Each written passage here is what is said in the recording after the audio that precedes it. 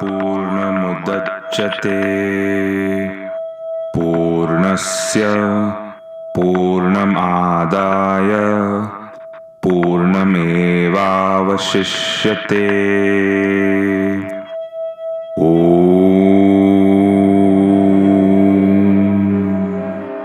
Shanti Shanti Shanti. This is one of the central shlokas in all of Vedanta, attempting to identify and describe the ultimate reality, Brahman, or the great self, pervading all of our existence.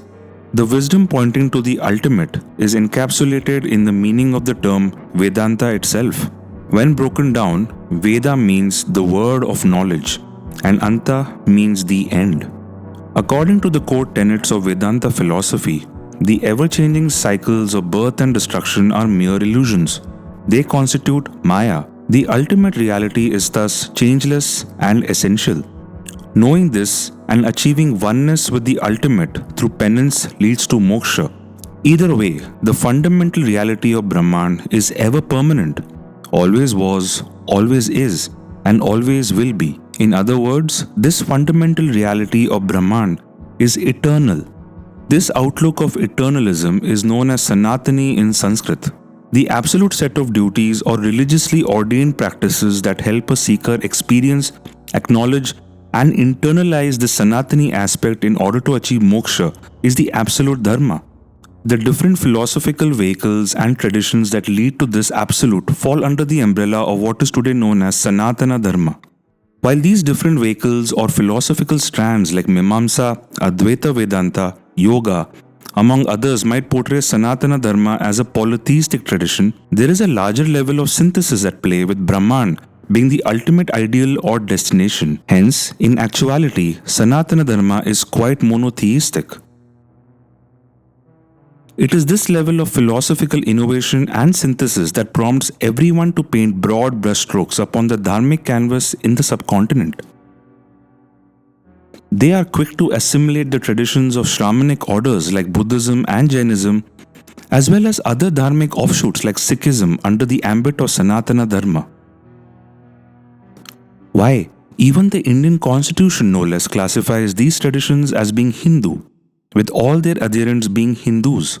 Here is an excerpt from the second explanation of Article 25, under the clause, the freedom of conscience and free profession, practice and propagation of religion. Reference to Hindus shall be construed as including a reference to persons professing the Sikh, Jaina or Buddhist religion, and the reference to Hindu religious institutions shall be construed accordingly. So then, it is natural for someone to assume that a massive world religion like Buddhism is actually a branch of Hinduism, right? But just think, would Buddhists from countries like China, Japan and Thailand identify themselves as Hindus under Sanatana Dharma today? We can buy the argument of Buddhist thought sharing some ideas with other schools of Hindu philosophy, without doubt. But these schools are almost extinct today. Just think, Sankhya, Charvaka, Ajvika, etc. Revivalist Vedanta and some innovative sectarian Sanatani philosophies followed the Buddhist narrative to appropriate to Buddhism much of what is core to Hinduism or Sanatana Dharma. And at the outset, there are many reasons to conflate Buddhism with Sanatana Dharma. There are common terms like karma, moksha, dharma, etc. borrowed from the Vedic Brahmanical religion of the time. Over centuries, Buddhism also shared philosophical traditions like yoga and tantra with Hinduism. Besides, Gautama Buddha himself was born into a Vedic society as a Kshatriya prince. According to legend, his genealogy can be traced back to the Ikshvaku clan, whose pallbearer was none other than Lord Rama of Ayodhya. Gautama Buddha's philosophical education was initiated under the tutelage of two Brahmins, Udraka Ramaputra and Allara Kalama. It is documented that Gautama identified with his Varna before his liberation in Bodh Gaya. However, none of this means that Gautama Buddha's philosophy should automatically fall under Hinduism. The reasons for this are simple. After achieving nirvana, the Buddha rejected the Vedas and the Varna system. He also denounced the Brahmanical belief in rituals and dogma. His mode of spiritual inquiry and subsequent liberation had come after years of Shramanic adherence. This in itself is more than enough to have declared him a non-Vedic prophet. Terms like moksha, karma, and dharma are not Hindu or religious concepts. They are cultural orientations towards questions surrounding morality and salvation in the subcontinent. They are means of grappling with the human condition in many ways. While Buddhism does share these terms with Hinduism, the interpretations on both sides are vastly different. The concept of moksha as an end goal is similar in Buddhism as it is in Sanatana Dharma, final liberation or vimukti. However, according to religions under Sanatana Dharma, moksha is achieved upon realization of the Atman or the Self with the Paramatman or the Brahman or the ultimate reality. But according to the Buddhist tradition, moksha is achieved only in nirvana, which is the obliteration of dukkha from one's life. It is the cause of all suffering in the world. To be able to do this, a Buddhist must realize the truth of anatman or anatta. That is, he or she should reject the very notion of a self or identity. This liberates an individual from the illusory cycles of samsara and its games of life and death. This is also the reason behind Buddhist moksha being called nirvana. Nirvana means annihilation. Thus, the common term moksha comes to mean very different things for a Buddhist and a Sanatani. Rejection of self would practically eliminate the notion of ultimate reality being Brahman as per Sanatana Dharma. This would then entail that Buddhists did not believe in an ultimate reality or a monotheistic god like Parabrahman in a Sanatani sense. With the rejection of Vedas, Buddhism was atheistic or Gnostic. And with the rejection of the self, Buddhism also became a religion of skepticism or ajnana. However, Buddhism's concern was not merely atheism nor skepticism, but individual salvation through elimination of suffering. But get this, spiritual inquiry could also be a source of such suffering. Hence, if one were to ask Buddha if God or the Supreme Brahman exists, he would call the question unedifying. Trying to find answers to such questions also propagated dukkha in one's life, and hence it had to be avoided according to early Buddhism or pre-sectarian Buddhism. In this regard, one must also consider Buddhism's fourfold negation system of argumentation from the Madhyamaka school of Buddhism. It was called Chatushkoti. This form of argumentation is a skeptical zenith with roots in the Rigvedic Nasidhya Sukta. It was used as a counter-instrument in spiritual inquiry. If you were to have asked Nagarjuna, the founder of the Madhyamaka school, if the Supreme Brahman exists, under the auspices of the Chatushkoti technique, his answer would have been something like this. If you ask me if there exists the Supreme Brahman, or if I thought there exists another ultimate reality, would I declare that to you? I don't think so. I don't think in that way. I don't think otherwise. I don't think not. I don't think not. If you ask me if there isn't a Supreme Brahman, both is and isn't, neither is nor isn't. If there are beings who transmigrate, if there aren't, both are and aren't, neither are nor aren't. If the Tathagata exists after death, doesn't, both, neither exists nor exists after death. Would I declare that to you? I don't think so. You see, I don't think in that way. I don't think otherwise. I don't think not. I don't think not. It is this line of skepticism that modern day Sanatana Dharma cannot afford to accommodate. This is also the reason that other atheistic schools like Charvaka, Ajivika, and even possibly Samkhya do not exist today under the umbrella of Sanatana Dharma.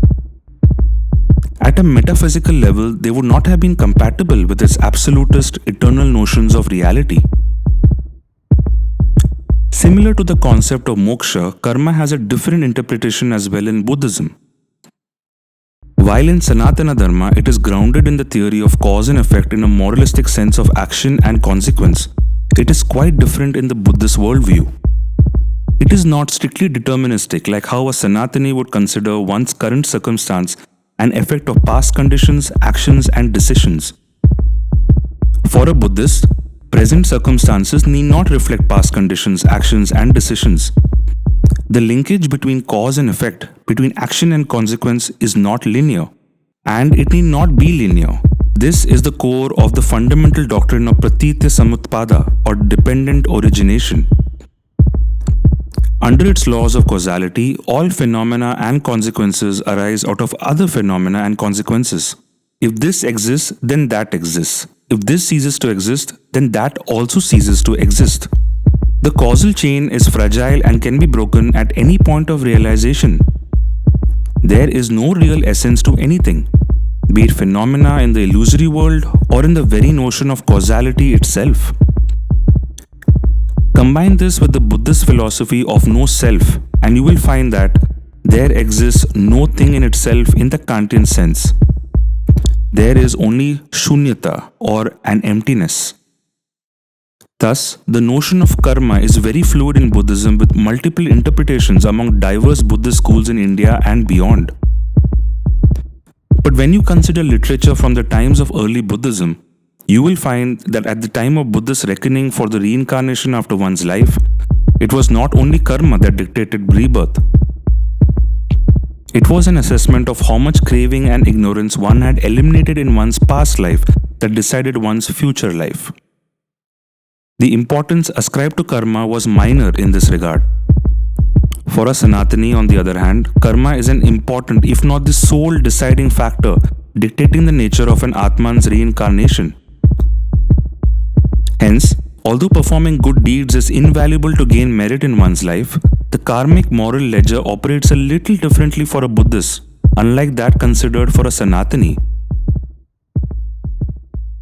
Now, if the fundamental reality of Brahman is ever permanent, always was, always is, and always will be eternal, then this is also at odds with another fundamental doctrine of Buddhism, that of impermanence. According to Buddhists, impermanence is assumed as a core aspect of ultimate reality. In the causal net of dependent origination, phenomena cease to have any essence to their existence, and hence, there is no Aristotelian first cause to be found anywhere in this causal net. This would mean that all phenomena and all of our perceived reality is fleeting and illusory. If there is no permanent essence to anything, then there is no eternal aspect to it possible either. There is only shunyata. The notion of an ultimate reality would then be meaningless, or at least incomprehensible within the core metaphysics of Sanatana Dharma. This is not good news for any Sanatani hoping to club Buddhism with any branch of modern-day Hinduism. This is also the reason why Buddha didn't encourage discussions on ultimate reality. He was concerned with grounded matters of the world and how to attain moksha from dukkha. Hence, even shared beliefs between Sanatana Dharma and Buddhism regarding concepts like awareness and consciousness do not matter, because Buddhist shunyata is not equal to Vedantic Brahman. There is a great allegory on this difference. Imagine we are pearl drops of water. Vedanta wants us to blend into a larger, unchanging ocean. Buddhism is about discovering an ocean within us. The real-world analogy to this metaphysical muddle would be comparing an explosion with an implosion. They are fundamentally different orientations. Hence, ultimately, Buddhism cannot be considered a part of modern-day Sanatana Dharma. But it will always be a part of the great Indian dharmic tradition we can all be so proud of today. Peace.